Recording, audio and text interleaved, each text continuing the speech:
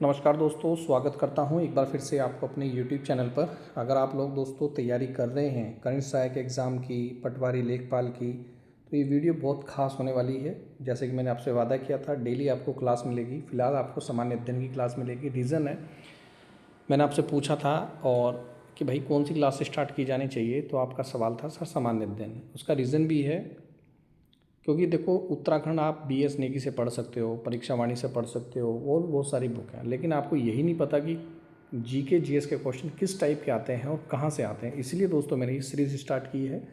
आज ये दोस्तों 12वीं सीरीज़ है। उससे पहले 11 क्लास और हो चुकी हैं और ये मेरा आपसे वादा है, अगर आप इनके सही आंसर दे पा रहे हैं तो ये सारी वीडियो देखिएगा तो आपका कोई सिलेक्शन नहीं रोक सकता, यानी कि आपकी तैयारी बहुत अच्छी है। पहला क्वेश्चन है, मालवा पठार के संदर्भ में निम्न कथनों पर विचार कीजिए।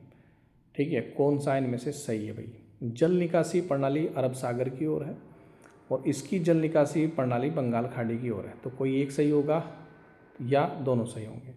तो दोनों सही हैं। मालवा पठार जो है दोस्तों, ये पूरी डिटेल्स हैं, 23-24 क्वेश्चन होंगे और आपकी बहुत अच्छी तैयारी कराएंगे। मालवा पठार भारत के 2 प्रमुख जल अपवाद क्षेत्रों का जल विभाजक है, ध्यान रखिएगा। इसमें पश्चिमी भाग की नदियाँ जैसे माही नदी, पहला इंपॉर्टेंट क्वेश्चन नोट कीजिएगा, अरब सागर की ओर गिरती हैं, जबकि उत्तरी और पूर्वी भाग की नदियाँ कौन कौन सी हैं? चंबल, सिंध, बेतवा और केन। यमुना गंगा तट से मिलकर बंगाल की खाड़ी में गिरती हैं। ये भी क्वेश्चन पूछा गया है, जैसे चंबल नदी कहाँ गिरती है? बंगाल की खाड़ी में। बेतवा, सिंध, केन, तो आपको पता होना चाहिए। नेक्स्ट क्वेश्चन है, कौन सा राज्य जो है दोस्तों भारत का राज्य तांबे का सबसे बड़ा उत्पादक देश है? तो कहाँ सबसे ज़्यादा तांबा होता है? तो नोट कीजिएगा, मध्य प्रदेश में। मुख्य क्षेत्र कौन से हैं? बालाघाट में। कभी कभी ये भी आ जाता है कि बालाघाट की जो मल्लाज खंड खदान है वो किस लिए फेमस है, तो आप आराम से बता सकते हैं तांबे के लिए। वहीं तांबे के कुल संचित भंडार की दृष्टि से राजस्थान की खेतड़ी क्षेत्र प्रथम स्थान पर है, लेकिन मध्य प्रदेश जो है दोस्तों सबसे बड़ा तांबा उत्पादक राज्य है। तो राजस्थान की खेतड़ी जो खान है बहुत इंपॉर्टेंट है, किस लिए फेमस है? तांबे के लिए। कौन भारत का कृषि जलवायु प्रदेश नहीं है?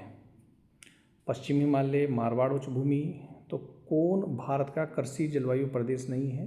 तो मारवाड़ उच्च भूमि। क्यों? भारतीय योजना आयोग द्वारा भारत को कुल 15 कृषि जलवायु क्षेत्रों में बांटा गया है, ACZ यानी कि एग्रो क्लाइमेट जोन्स में, और जिसमें कि मारवाड़ दोस्तों नहीं आता।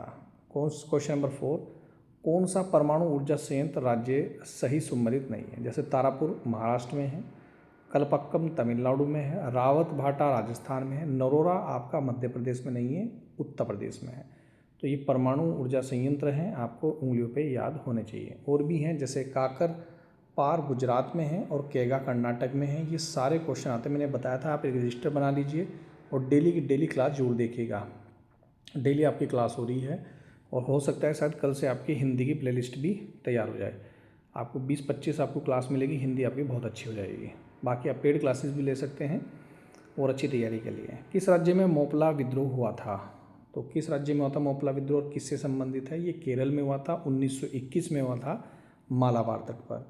मालाबार तट मसालों के लिए भी फेमस है, ध्यान रखिएगा, पूछा जाता है। जो मुस्लिम काश्तकार थे जिनको मोपलाओ बोला जाता है, स्थानीय हिंदू जमींदारों, जैनी और ब्रिटिश शासन के शोषणकारी नीतियों के विरोध में किया गया था मोपला विद्रोह। क्वेश्चन नंबर 6 है भाई, कौन सा राज्य केंद्र शासित प्रदेश में वुलर झील स्थित है? कहाँ वुलर झील स्थित है? तो आप आराम से बता सकते हैं, जम्मू कश्मीर राज्य में वुलर झील स्थित है। अब झील भी कई प्रकार की है, जैसे विवर्तनिक झील है, ज्वालामुखी झील है। तो आपको पता होना चाहिए कि जम्मू कश्मीर की जो झीलें हैं वो टेक्टोनिक विवर्तनिक झील है।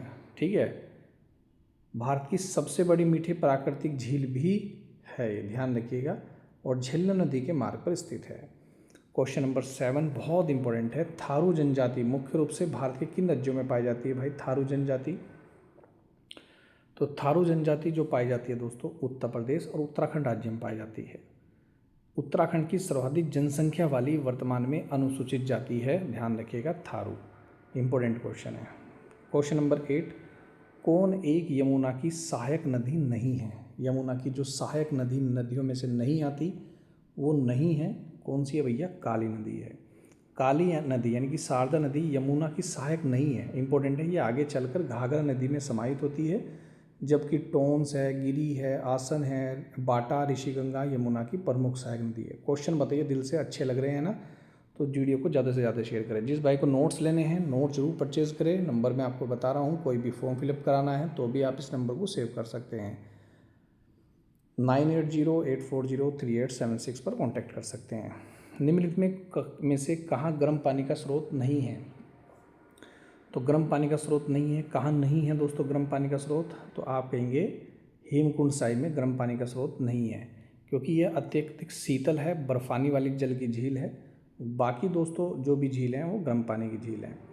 क्वेश्चन नंबर 10 हमेशा कहा है जनगणना जरूर अच्छे से पढ़ के जाना, हर एक एग्जाम में जनगणना से क्वेश्चन जरूर पूछे जाते हैं।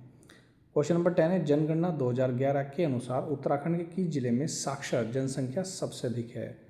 पढ़ी लिखी जनसंख्या यानी कि किस जिले में है? देहरादून में। और सबसे कम साक्षरता जो है वो है उधमसिंह नगर में 73.10%, और 84.25% है भैया हमारे उत्तराखंड के देहरादून राज्य जिले में।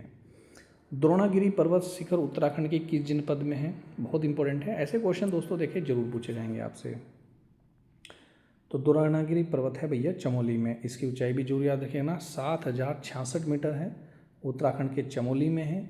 खासकर ये जरूर आता है कि नीति घाटी कहाँ पर है, नीति, किंगरी, विंगरी, माणा, तो ये आपको पता होना चाहिए। जोशीमठ चमोली राज्य में जिले में स्थित है, चमोली जिले में स्थित है। नेक्स्ट क्वेश्चन है क्वेश्चन नंबर 12 कोडरमा किस खनिज के लिए प्रसिद्ध है? देखिए आपको मैं फिर बोल रहा हूँ, मैंने जानबूझ के दोस्तों सामान्य दिन की क्लास स्टार्ट की है, क्योंकि बहुत से बच्चे दोस्तों इसी में ही सबसे कम मार्क्स लाते हैं।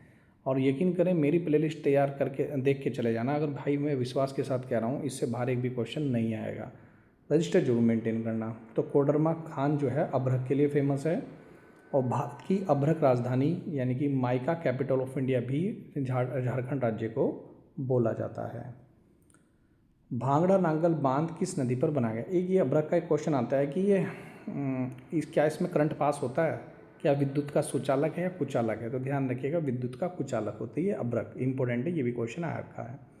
भांगड़ा नांगल बांध किस नदी पर बनाया गया है? तो भांगड़ा नांगल बांध बनाया गया दोस्तों, बहुत इंपॉर्टेंट है, बताइए फटाफट, सतलुज नदी पर बनाया गया है। भारत का प्रसिद्ध कंक्रीट गुरुत्वीय बांध है, इसका जलाशय को गोविंद सागर झील के नाम से भी जाना जाता है। एक से एक लेटेस्ट क्वेश्चन दे रहा हूँ मैं आपको। क्वेश्चन नंबर 14 है क्षेत्रफल के आधार पर उत्तराखंड के दिए गए जनपदों का सही आरोही क्रम कौन सा है?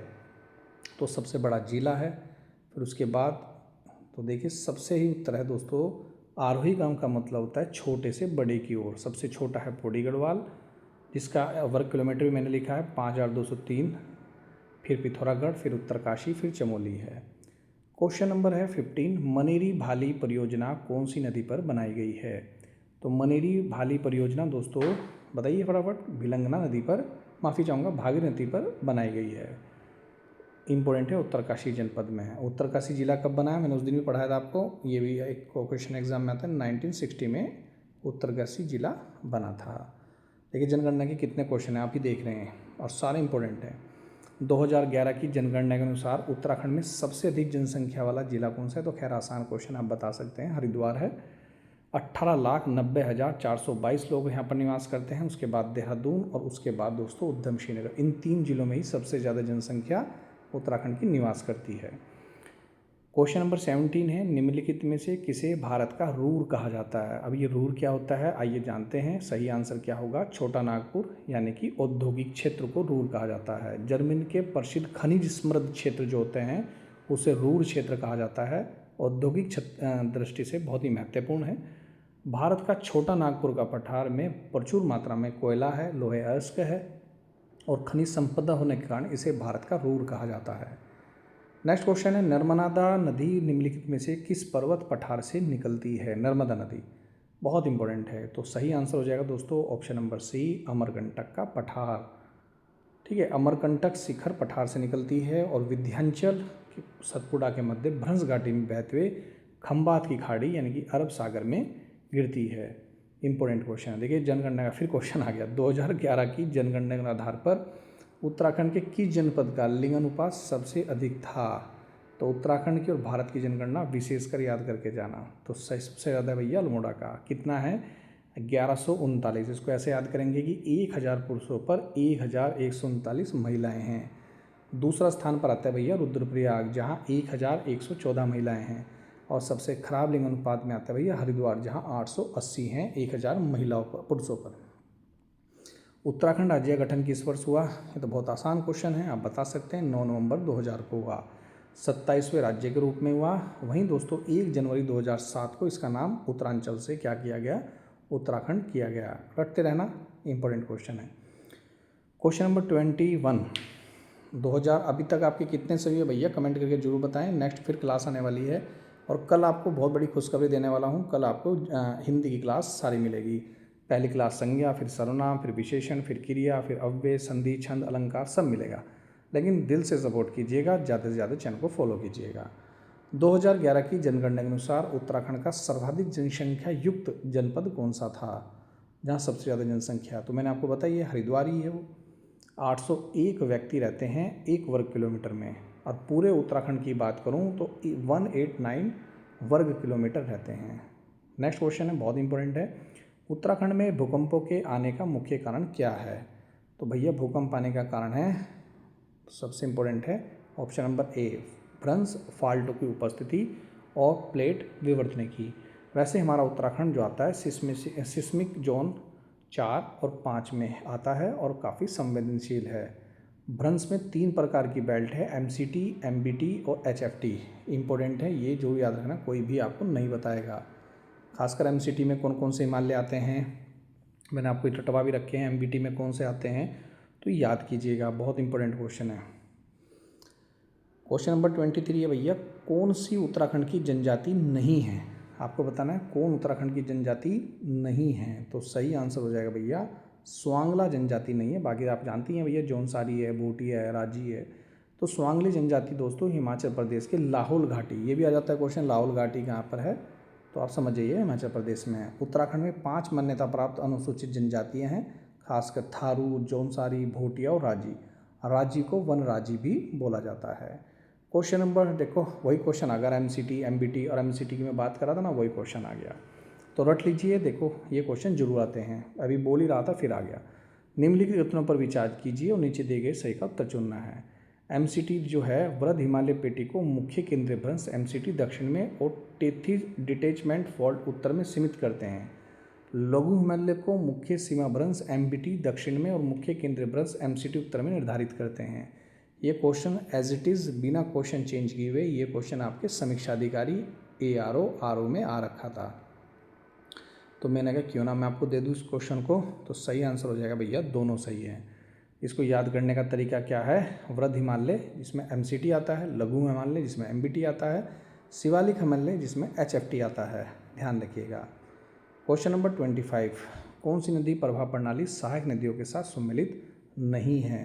तो कौन सी नहीं है?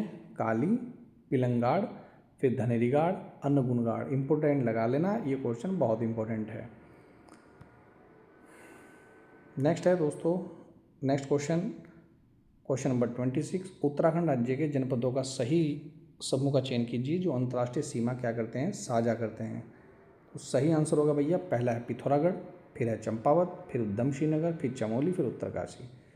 चीन से तो 3 लग रहे हैं, उत्तरकाशी, चमोली और पिथौरागढ़। इसे आप जरूर याद कीजिएगा, इंपॉर्टेंट है। और नेपाल से भी 3 लग रहे हैं, पिथौरागढ़, चंपावत, उधमसिंह नगर। और इन जिलों में से जो सबसे खतरनाक जिनकी सीमा लग रही है, ऐसा मान के चलिएगा, वो लग रहा है भैया पिथौरागढ़, जो चीन से भी लग रहा है और नेपाल से भी लग रहा है, दोनों से सीमा बनाता है। इंपॉर्टेंट क्वेश्चन है, तो दिल से मेरे भाइयों शेयर करो। बहुत मेहनत लगती है इनको बनाने में, पढ़ाने में, आप यकीन, सबसे ज़्यादा मेहनत इनको बनाने में है। ठीक है, मिलता हूँ दोस्तों नेक्स्ट वीडियो में। जय हिंद, जय उत्तराखंड दोस्तों।